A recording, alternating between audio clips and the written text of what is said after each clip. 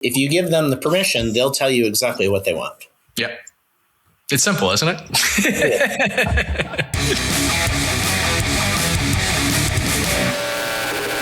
One thing I thought was really unique is how true to the brand identity you guys really seem, especially the history of coffee through Hawaii. And when I look to franchise operators specifically, you see such a diverse set of franchise operator, right? If you look at like a Burger King system versus even a McDonald's system, like the product seems really quite similar, but the operator can be quite different. And I'd be really curious, especially as you've turned this brand around and the investment in the brand, like what does it mean to you about investing and seeing that growth from a brand-centric perspective? Well, I think to begin with, you're right. There is great diversity in franchising, and I think when franchising as a concept for getting into restaurants, started however many years ago, that was kind of the American dream, right? That's how if you didn't necessarily have some of that experience in your past, if you weren't a restaurateur or you didn't come from a restaurant family, it was kind of that business in a box, but it gave you the chance to do what you do best, which is be kind of the hometown hero, right? Yeah. So what I've seen, over the years is as franchising has become more and more professional, right? And I'll tell you the story about our brand here at Badass Coffee. Those entrepreneurs are still such a critical part of that overarching franchise network mix, right? Yeah. So when we acquired the assets of this brand in 2019, we had to really sell that concept to individuals more so than professional franchisees, right? Professional franchise, multi-brand, multi-unit operators. So we had to create that belief system that what we were doing was different. It was unique. It resonated with that person. And, so the qualification was that those individuals had business experience. They had the capital to do this. It wasn't going to just be a hobby, but they had to share in your passion and share in your vision for what you were looking to create, right? Whereas those professional franchisees, multi-unit, multi-brand operators, in the beginning, right, kind of sat on the sidelines to see how is this going to go, right? So I think the investment for us, and I think for all brands, whether you're established and mature or an emerging brand like us, or launching a new company or a new restaurant concept, it's always about storytelling, right? So you invest in that storytelling, and you invest in people who can execute that story, right? You invest in your team. What we invested in most upfront was building a team of people who'd been there, done that, got the T-shirt, right? So when you got a lean crew, you don't have time to be developing people. What we all share is a vision for where we're going to go with this. And you in marketing, or you in finance, or you in operations, right? You know what it takes to build out your part of the infrastructure. And so your question was, what do you invest in? Well, for Badass Coffee, what we acquired was a brand and a product, but what it didn't have was an infrastructure. So a lot of storytelling about what we were going to be doing, why we were going to do it that way, how we were qualified, right, to be able to build that, and then to earn the trust of the franchisees that we acquired, so that they could then tell the story to other potential franchisees who said, hey, I wanted to come talk to you because you're already doing it. What have you seen? Are these guys for real? Right. So up front, I think it's investing in that infrastructure. I think it's investing in having a very, very clear vision of where you're going to go. It's the business case. What's the change? Why are we doing this change? Why are we doing this change now? Right. What's in it for you as a franchisee or as a prospect? And what do you need to do to be ready for that? And from an operational side, it's that alignment on the team that we're all rowing in the same direction. We're all aligned on what that vision is, and we all know what our role is to make that happen. Yeah. I feel like one thing that I've learned, especially working in restaurants in my past, is that structure brings freedom, which a lot of people from the outside might not necessarily see. So it's like, hey, if you know that your role specifically is in finance and is to be great, and you've given the right infrastructure for them to be great, you can kind of open up the doors and let them run. And it sounds like that's something similar to what you guys have done with Badass Coffee. Absolutely. One thing I'm really curious about too is, like you said, you bought these assets in 2019. Like, how developed was the brand identity at that point? This is kind of an interesting story, and I'll try to keep it short. But this brand actually started in 1989. On the Big Island of Hawaii. Yep. A variety of outlets, a couple stores, a couple kiosks, a couple coffee carts. I actually personally experienced the brand 30 years ago, long before I ever got involved in it. At a coffee cart at the Hilton Waikoloa Village. I thought it was the coolest thing I'd ever seen. I'd loved the name, and I read the story about the donkeys. I'm like, that is so cool. Had coffee there every week, and then never thought about it again for 25, 30 more years until I came in as a consultant. But I think the origins of the brand was not to be a franchise brand. It was sold in 1995 and moved to Salt Lake City. That ownership group started franchising a couple of years later.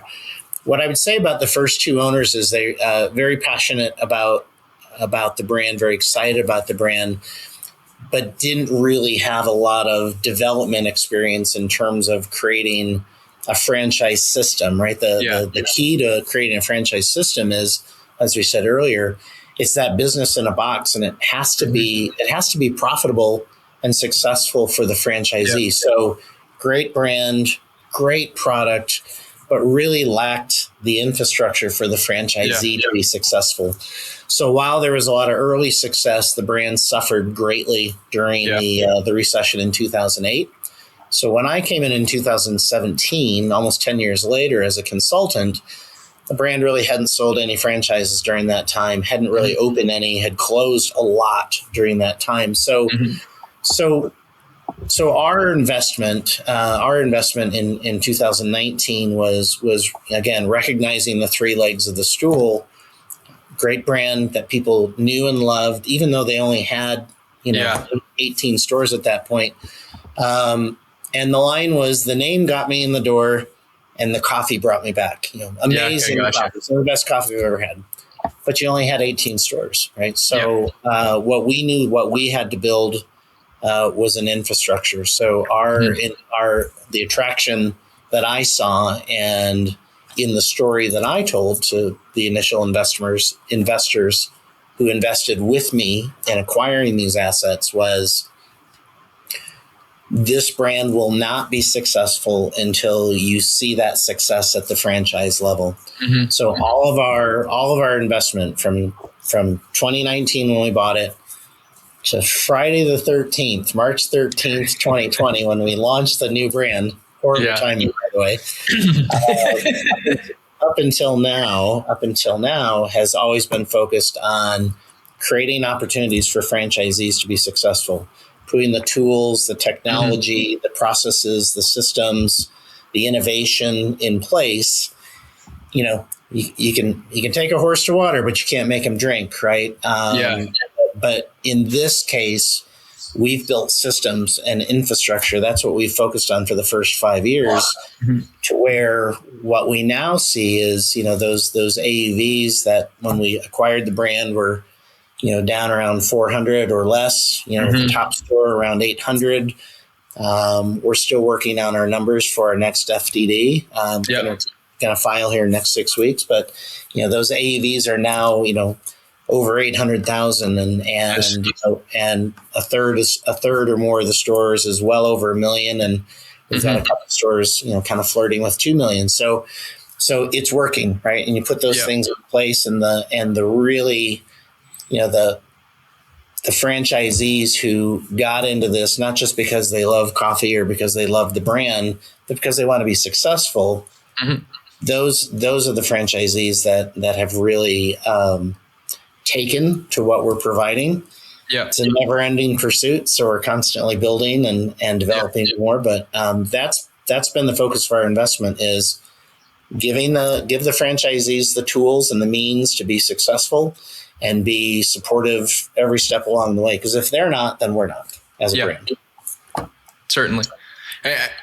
One thing that really jumped off from what you just said to me is like looking back to when you came in as a consultant, right, in 2017, and seeing a brand that has 18 units but hasn't really developed their franchise base. It sounded like, hey, like you said, someone came in for the brand name and then they come back for the coffee, right? That to me shows the value of a brand in developing something, but it can only take you so far, right? And bringing in that structure to allow things to become bigger is quite important. And I would have to assume, and you can correct me if I'm wrong here, the ability to take a unit from 400 to 800 also adds to the brand, right? It attracts better franchise operators. It helps you reinvest in the brand. It helps you bring in new things to be dynamic.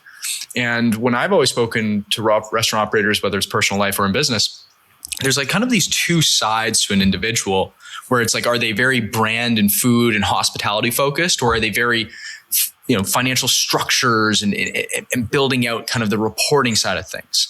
And you kind of need a balance of both. You can't be over optimized on the spreadsheet and all of a sudden have a very sterile environment, right? But you can't also be investing in every single eclectic thing in the business and then all of a sudden lose the ability to make money.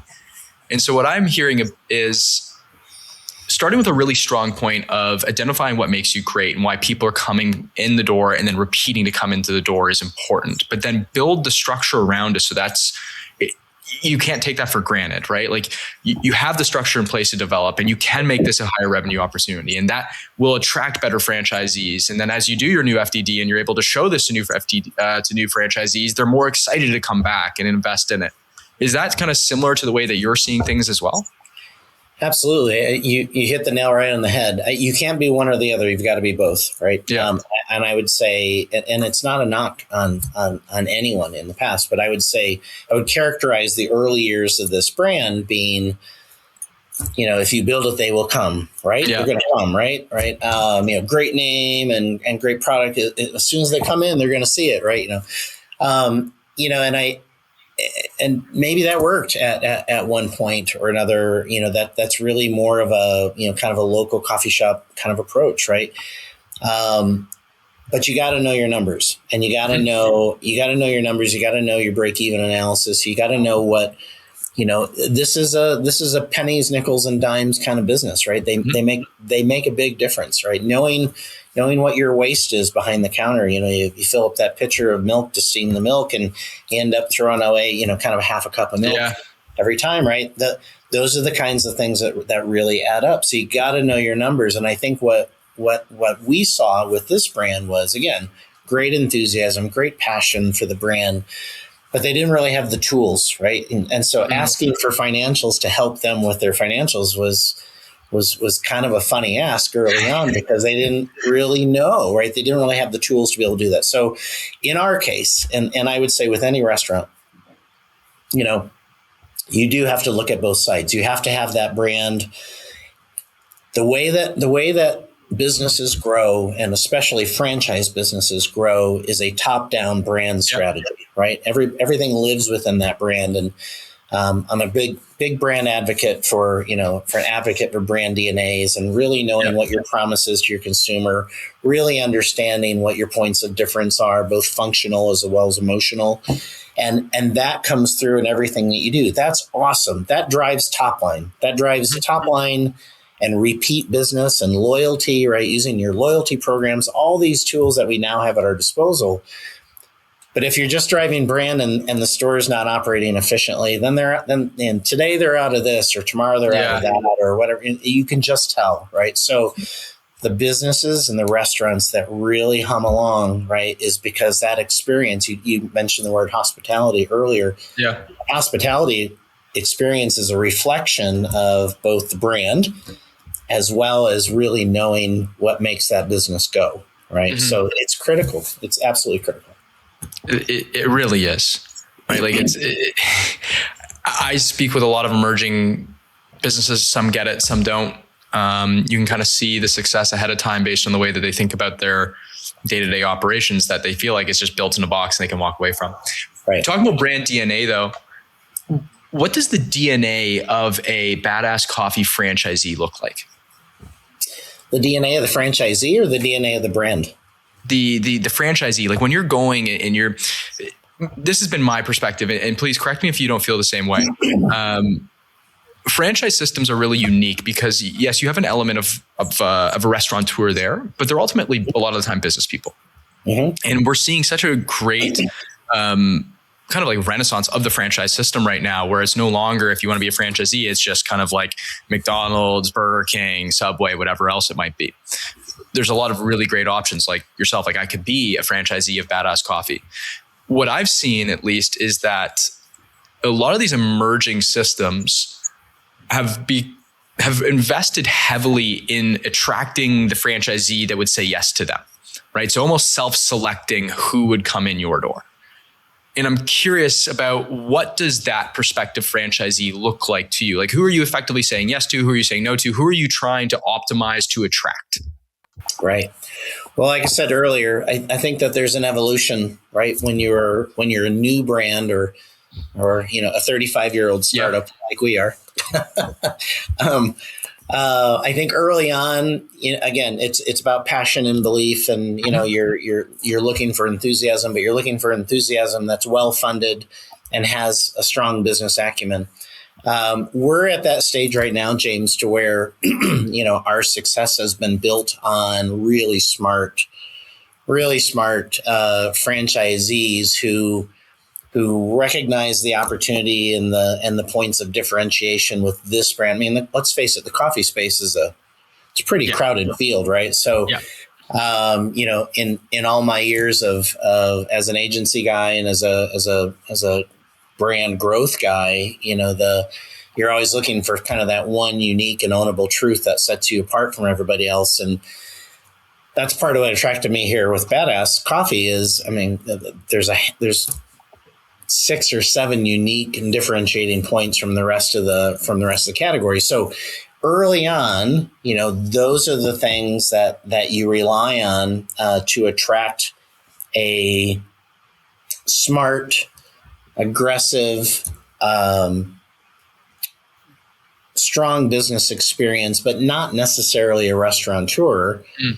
And what we're relying on in those early years, James, is to be a hometown hero, right? Okay. I've worked with corporate brands. I've worked with franchise brands in my career, and I'll take a franchise brand over a corporate brand, 7 days a week and twice on Sundays, because at the end of the day, you provide that foundation, you provide that brand awareness and recognition and set the expectation for what that hospitality experience is going to be, but somebody's got to execute that.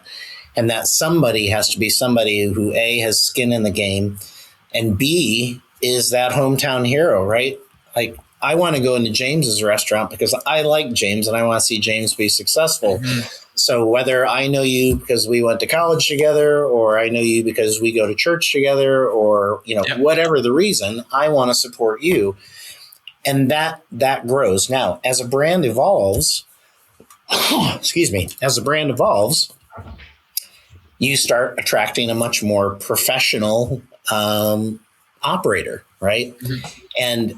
And that's where the onus really falls back to us again as the franchisor, is to say that what has brought this brand to success at this point, early success, has been on the backs and on the strengths of the franchisees that we've vetted in this process. So when you start to bring in a much more of a corporate, right, what we're looking for are those larger multi-unit, multi-brand operators who have a history or a reputation of putting really strong people, really strong, local or regional operators in, who treat that responsibility as if it was their own store, right? I think brands like Chick-fil-A have done a really great job with that, right? There's still that hometown hero aspect to the people that are operating those in those markets. So that's what we're striving for. Honestly, we're in that transition right now, but first and foremost, we're looking for, as we evolve this brand, we're looking for folks that know their markets, know their audience, have both the financial capital and the business acumen to take this seriously as a business, not as a hobby, and who want to be successful, and they want to be a part of something bigger. It's fun. It's fun to be on the ground floor, right? To say that you were one of the first and to watch your opportunity grow, because when you're an emerging brand, guess what? There's a lot of green space, right? And you can be one of the first ones to take up those primary green spaces. So it's a really interesting time for this brand right now, because we're in that transition. Yeah. Where we're still, I'd say, 2/3 to 3/4 of our franchisees are building, 3 or more stores.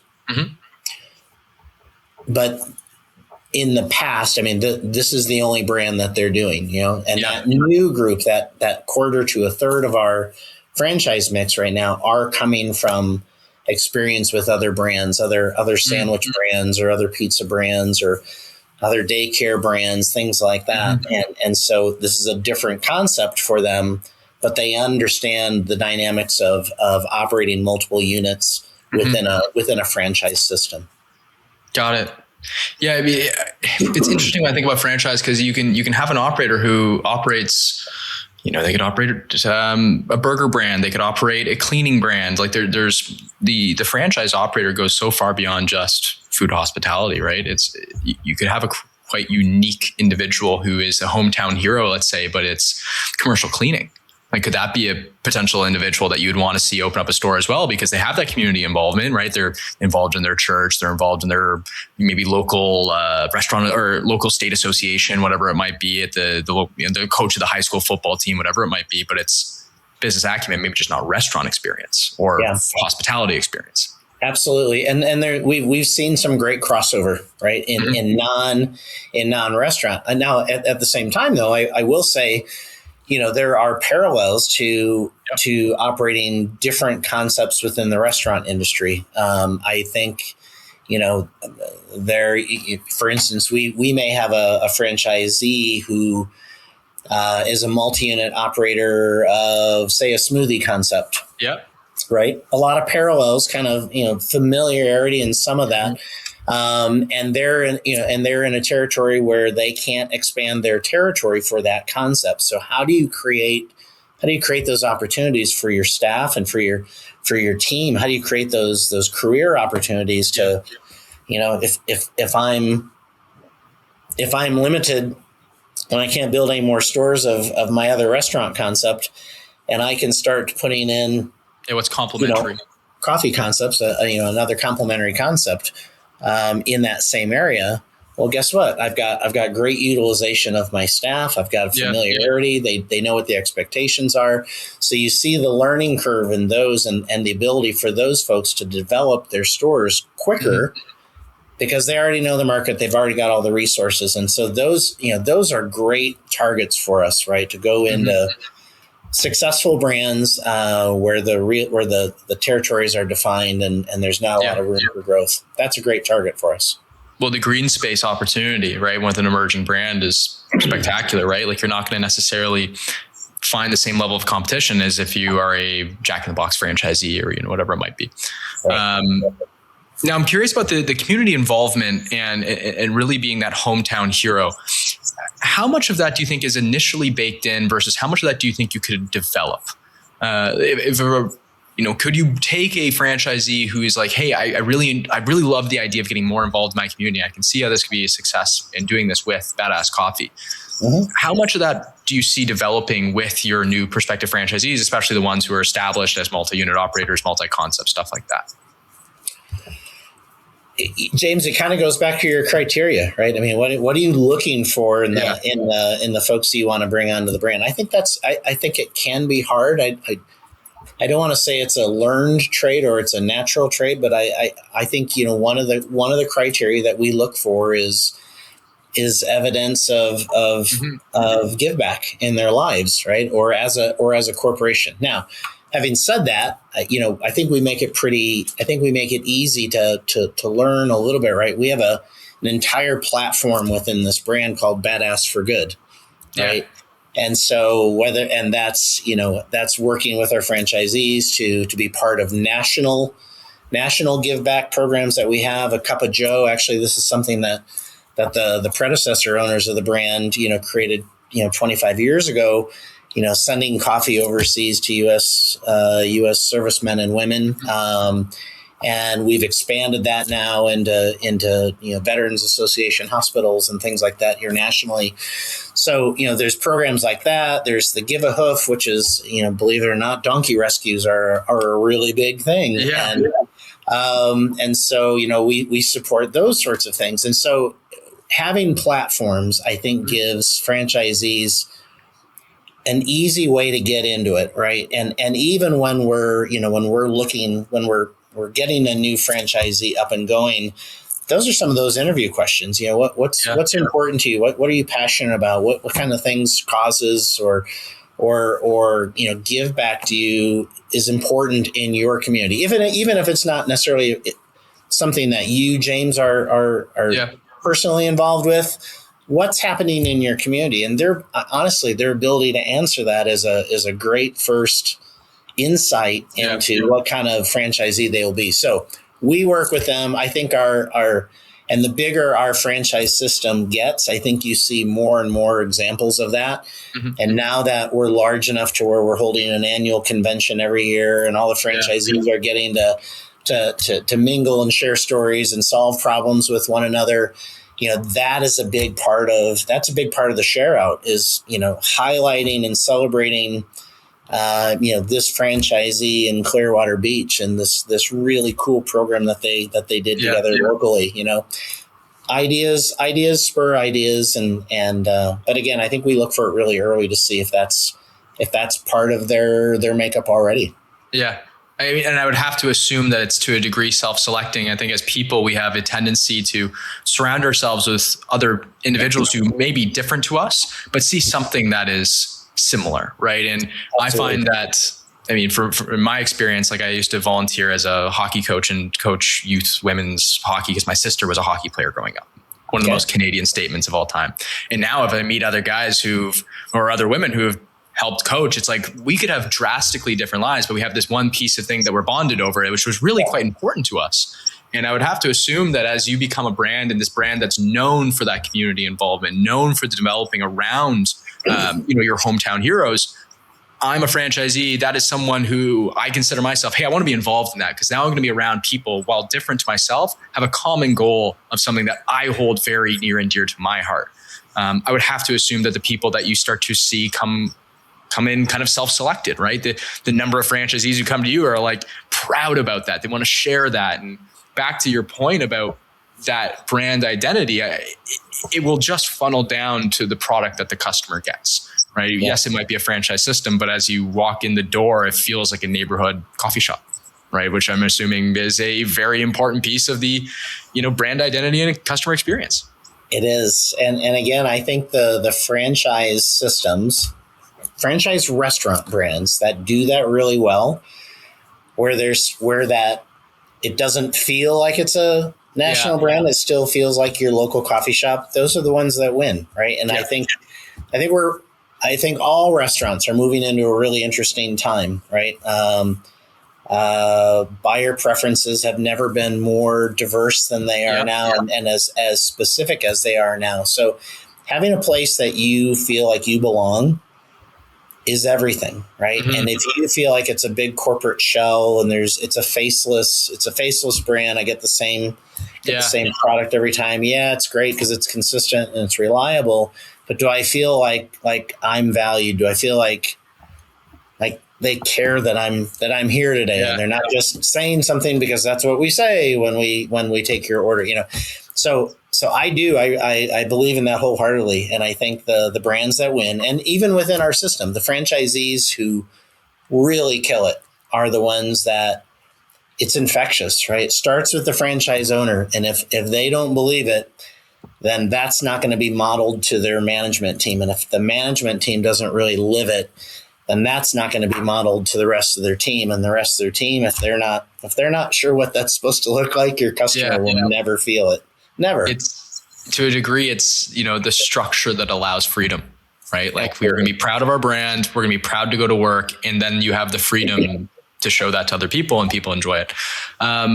Actually, let me jump in on that real quick. So my chief brand officer, Ian Douglas, amazing talent. He uses the phrase "freedom within a framework," and really that's what franchising is all about, right? You give the framework, but the special sauce is that franchisee, and for the for the larger, more professional, multi-unit, multi-brand franchisees, it really comes down to the operator that they pick, and that operator becomes our de facto franchisee. So, they are the special sauce. They're the special sauce in that community, and that's that freedom within a framework, right? I know what the brand DNA is. I know what our core values are. I know what experience we're trying to create. Now we've got to execute that and execute it in a way that only works here in St. Augustine, Florida, or only works here in Boulder, Colorado, or only works here in Virginia Beach. It's different everywhere you go. Yeah, because people are different everywhere you go. But I think the common theme is that people are people, and you have to let them be an individual, but give them the guidance to know how to do it. And if you give them the permission, they'll tell you exactly what they want. Yeah. It's simple, isn't it? Why isn't everybody doing it? Yeah. Well, Scott, thank you so much for taking the time to chat with me today. It was really great, and I really enjoyed this. So thank you. Like I said, we do things differently, and love to do the introduction at the end, kind of bringing the context to everything that we said. So if you don't mind, I'd love for you to give a little background on yourself, and then, here's the floor. Sure. Well, like I said, I stepped into Badass Coffee actually as a favor to a friend to do a little brand consulting. And in full transparency, when I left after the first day of just kind of doing a brand exercise and trying to address the challenges that they were facing at that point, I was like, wow, there's a lot to do here, and I really had no intention of ever becoming an owner. But what I found with this brand is the more time I spent with it, and my role as a consultant began to evolve a little bit more. I really got excited by the opportunity. I mean, I've probably worked with 120, 130 different brands in my career, as a marketer, as a growth, owned a digital growth agency in Denver for a number of years, and a really long history of either launching startups or turnarounds of companies and brands that had kind of lost their way over the years, and kind of redialing back in what will help them be successful again. So when I came into Badass Coffee, I think what was so interesting was, again, my initial impression was this was pretty grim, and I could kind of see the end was near. But the more I got into it, I fell in love with the franchisees. I fell in love with their passion and their perseverance, despite really having a lot of support. And then I really fell in love with just understanding how unique this brand was to only have about 18 locations, but to walk through an airport with my Badass Coffee hat on and someone go, "Oh, I know that brand. I love that brand." And I go, "Great. When and where?" Well, my wife and I got married in Maui. Awesome. How long? 15 years ago. Yeah. But they talked about it like it was yesterday. And so this became the ultimate turnaround opportunity for me. And I love every minute of it. Like I said, I love the franchisees. I love the Hawaiian values that we've really leaned into. And I love the opportunity to kind of create something different, especially in such a crowded space. But that's my story, and I'm sticking with it. Yeah, well, I love it. It's I'm so excited to see the growth that you guys have, especially going through this transitional phase of bringing on multi-unit franchisees and kind of the next phase of the brand. It seems like there's been a really strong turnaround, and that's very exciting, and the market kind of shows that. So thank you so much. Yeah, sorry, I cut you off there. No, I said it is. We like I said, we started with about 18 stores and launched in 2020 and dropped down to about 12, and we just opened our 46th store, and we've got another 16 under construction right now, and another 84 that are sold, that are Nice second or third stores in those multi-unit deals. So we're, the future is bright. We're doing everything that we can from an investment standpoint again, investing in the business to keep up with that growth. How do you scale? Scaling is important, right? It's exciting times ahead for Badass Coffee of Hawaii, and I sure appreciate the opportunity to come on the podcast today. It's been a lot of fun. So mahalo for that, James. Yes. Thank you. No, I really appreciate it. Thank you so much. All right. Aloha. See ya.